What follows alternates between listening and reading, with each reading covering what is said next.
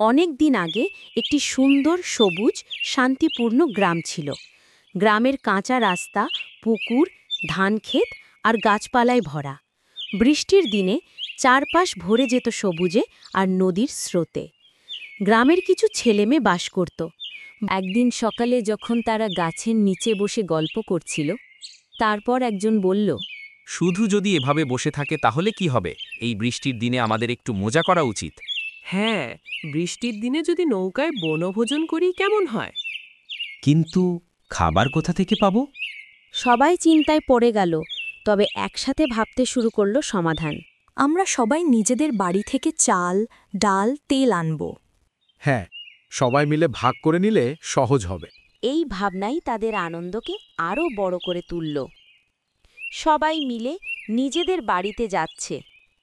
মেয়ে চাল আনছে, ছেলে ডাল নিয়ে আসছে, কেউ হাঁড়ি হাতে, কেউ সবজি নিচ্ছে।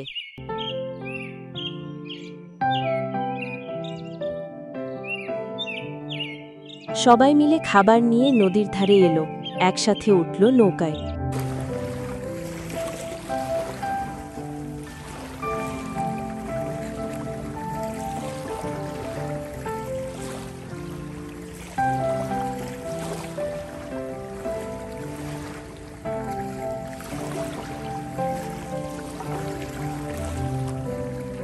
নৌকাতেই শুরু হলো রান্না। এক একজন এক এক কাজে ব্যস্ত।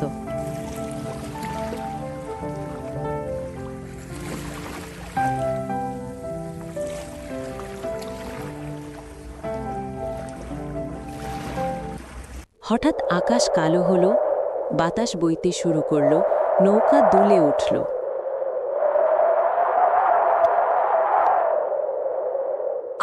ভয় লাগছে।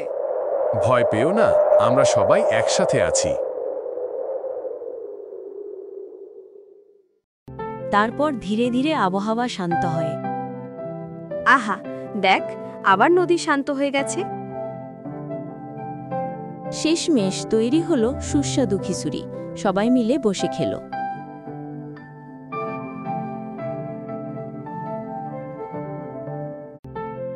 কি মজা খিচুড়ি!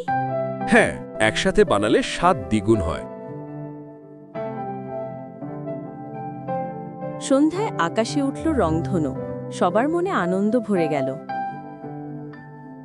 আজকের দিনটা কখনো ভুলব না। হ্যাঁ, একসাথে থাকলেই সবকিছু সহজ হয়।